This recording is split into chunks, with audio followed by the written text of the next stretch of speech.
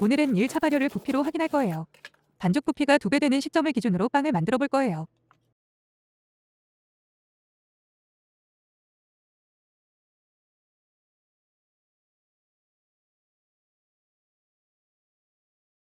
물과 가루만 섞어서 오토리즈를 해주고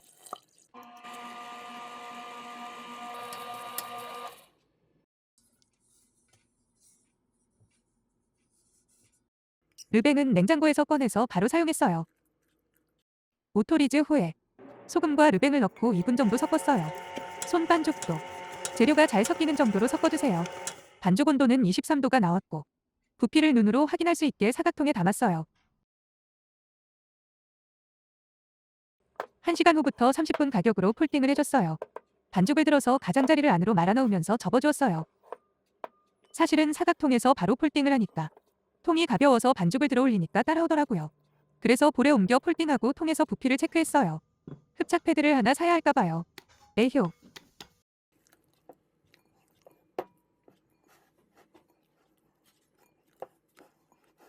라미네이션 작업을 하기 전에 바닥에 물 스프레이를 뿌리고 반죽을 조심스럽게 당겨주면서 쭉쭉 펴준 다음 접어주었어요. 마지막 폴딩은 통에서 그대로 진행했어요.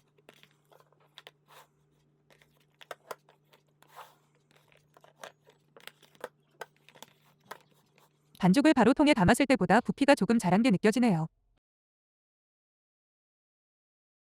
마지막 폴딩 후 1시간 반 정도 지나니 부피가 처음보다 2배 정도가 되었어요.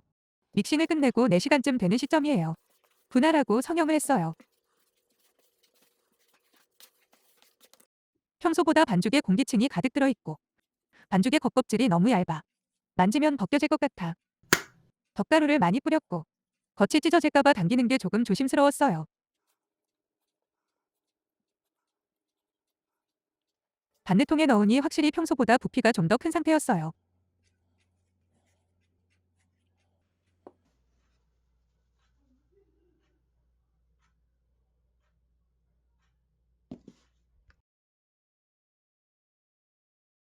실온에서 1시간 정도밖에 발효를 하지 않았는데도 반죽의 부피가 반대통만큼 차오르고 포크 테스트를 해보니 서서히 올라왔어요. 내일 굽기 위해 냉장으로 옮겨서 발효를 지연시켰어요.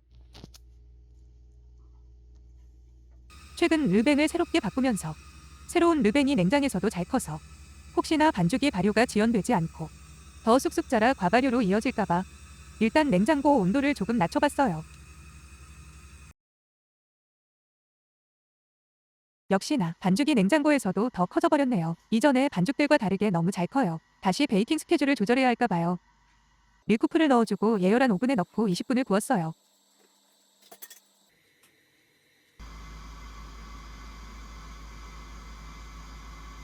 평소 구워지던 빵보다 외형적인 부피가 조금 커졌고 껍질에서 눈에 띄는 변화가 가장 컸는데 작고 큰 공기 방울들이 표면에 많이 올라와 있어서 마치 튀겨진 것 같은 느낌이었어요.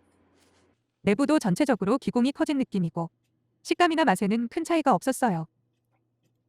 성형할 때 자꾸 표면이 찢어질 것 같은 느낌 때문에 약간 힘들긴 했지만요. 그런데 말입니다.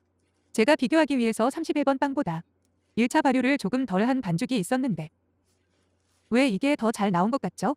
기분 탓인가? 내상도 와일드한데 저 시간 줄여서 다시 해봐야 할까요? 다시 혼란에 빠진 사워도우 30일이었습니다. 끝.